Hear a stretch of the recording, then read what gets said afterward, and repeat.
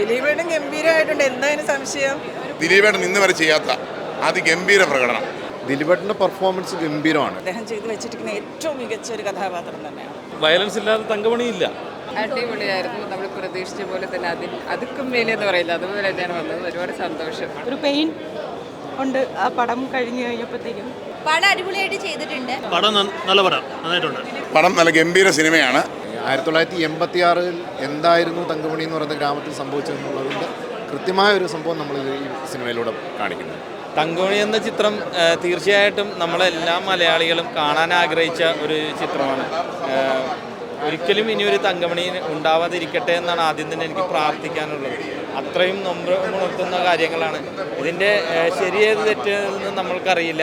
പക്ഷേ ഒരിക്കലും അങ്ങനെ ഒരു സംഭവം ഉണ്ടാവരുത് എന്ന് ആദ്യം തന്നെ പ്രാർത്ഥിക്കുന്നു.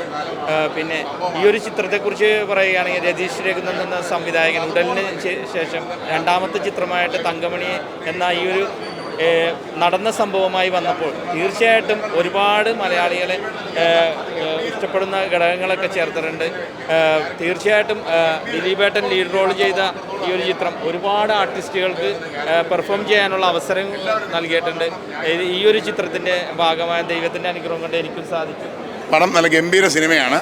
നിങ്ങളെല്ലാവരും ഇനി പ്രേക്ഷകരാണ് തീരുമാനിക്കേണ്ടത്. വേറൊന്നും കൊണ്ടല്ല, 1940 വർഷം ഇന്നത്തെ നിങ്ങൾ ചെറുപ്പക്കാരാണ്, നിങ്ങൾക്ക് അറിയില്ല.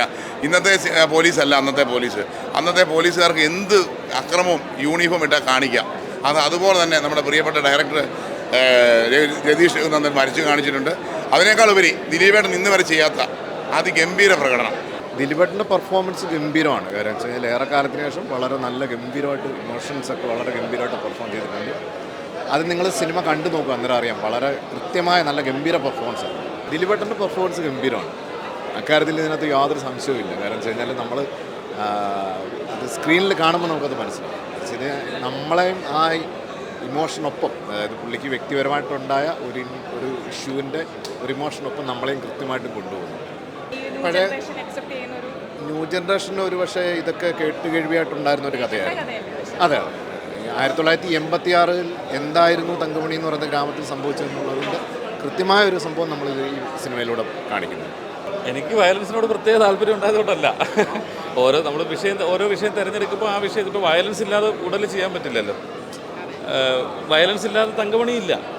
ഇപ്പോൾ നാളെ ഞാനൊരു റോം കോം ഒക്കെ ചെയ്യുകയാണെങ്കിൽ നമുക്ക് വയലൻസ് ഒഴിവാക്കാം. Dileep was okay. Action sequence 2-3 കുഴപ്പമുണ്ടായിരുന്നില്ല. ബട്ട് മൂവി ആസ് ഓൾ ഒട്ടും ഇഷ്ടമായില്ല. സ്റ്റോറി ഓക്കെയാണ്. ഒരു അരമണിക്കൂർ 1 മണിക്കൂറിൻ്റെ കഥയായിരുന്നു. ബട്ട് ഒത്തിരി എക്സാക്റ്റ് വലിച്ചു നീട്ടിയ പോലെ തോന്നി. പിന്നെ ക്രിഞ്ച് ഫെസ്റ്റിവലായിരുന്നു മൊത്തം, സ്റ്റാർട്ടിങ് പോലെ എൻ്റെ വരെ ക്രിഞ്ച്.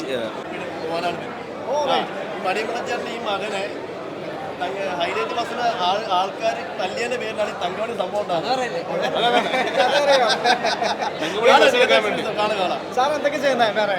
വേറെ ഇതൊക്കെ തന്നെ പടമല്ലാതെ ബിസിനസ് വേറെ എന്തെങ്കിലും? ഓക്കെ, തിയേറ്ററിൽ കണ്ടപ്പോൾ നല്ലൊരു ഫീൽ തോന്നിയല്ലേ? All the best sir. Thank you sir. Okay okay എല്ലാവരും കാണേണ്ട ഒരു പടം തന്നെ. നമ്മുടെ നടന്ന സംഭവമല്ലേ, പിന്നെ ചരിത്രം പറയേണ്ടത് എന്തായാലും കാണേണ്ട ഒരു ചിത്രം തന്നെയാണ്. ഒരു ഫാമിലി സ്റ്റോറിയാണ്. ദിലീപ് അപാരം, പിന്നെ ഫാമിലി പടം, പിന്നെ ഡയറക്ടർ എല്ലാം അടിപൊളി. പിടിച്ചിരുത്തേണ്ട ഘടകം എന്ന് പറഞ്ഞിട്ടുണ്ടെങ്കിൽ നടന്ന സംഭവം നമ്മിപ്പോൾ ഇത് അനുഭവിച്ചവരുടെ അവരുടെ അടുത്ത് ചോദിച്ചാൽ അറിയാൻ പറ്റും. കാരണം അനുഭവതയാണ്. കേരളത്തിൻ്റെ നമ്മുടെ മന്ത്രിസഭ രാജിവെച്ച ഒരു കാലഘട്ടം.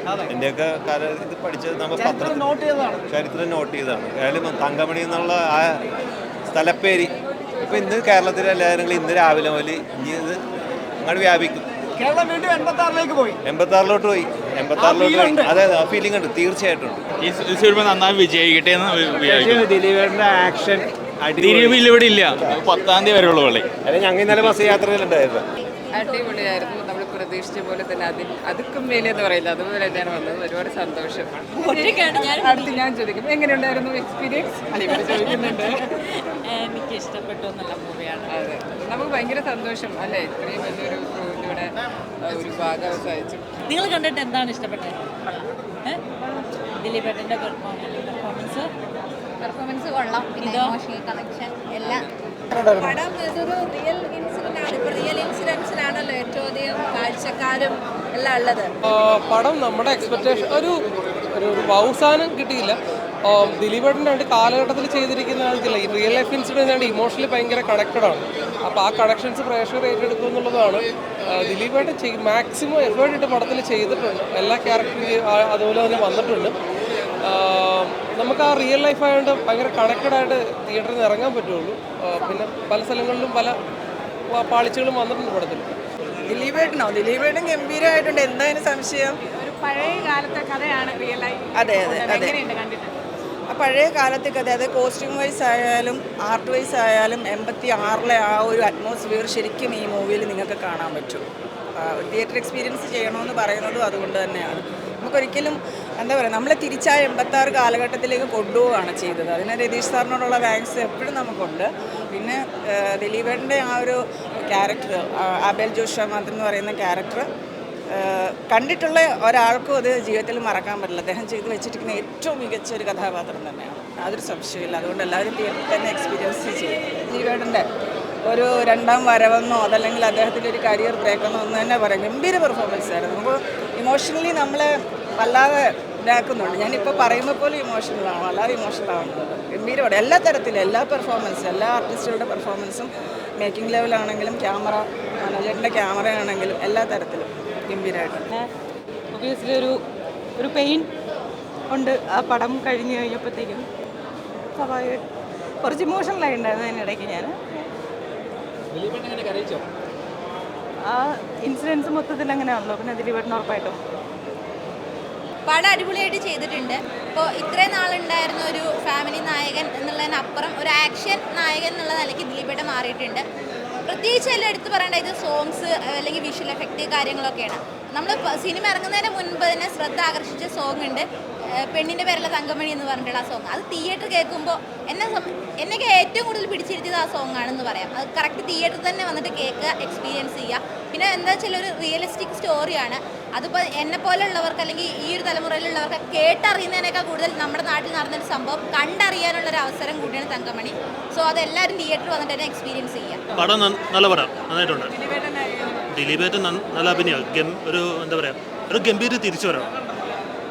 നമ്മൾ പടം ഒരു എന്താ പറയുക, ഒരു റിയലിസ്റ്റിക് ആയിട്ടുള്ള പടമാണ്. പിന്നെ അതിൻ്റെ സ്ക്രിപ്റ്റ്, ഡയറക്ടർ എല്ലാം. എൻ്റെ പടം നമ്മൾ ഒരുപാട് തവണ തിയേറ്ററിൽ കണ്ടാണ്, പക്ഷേ പ്രേക്ഷകരോടൊപ്പം ഇരുന്ന് കാണുമ്പോഴും അതിനുശേഷം ഈ കണ്ടു കഴിഞ്ഞിട്ട് അഭിപ്രായം കേൾക്കുമ്പോഴും വലിയ സന്തോഷം. നല്ല വാക്കുകൾക്ക് വേണ്ടിയാണല്ലോ നമ്മൾ സിനിമ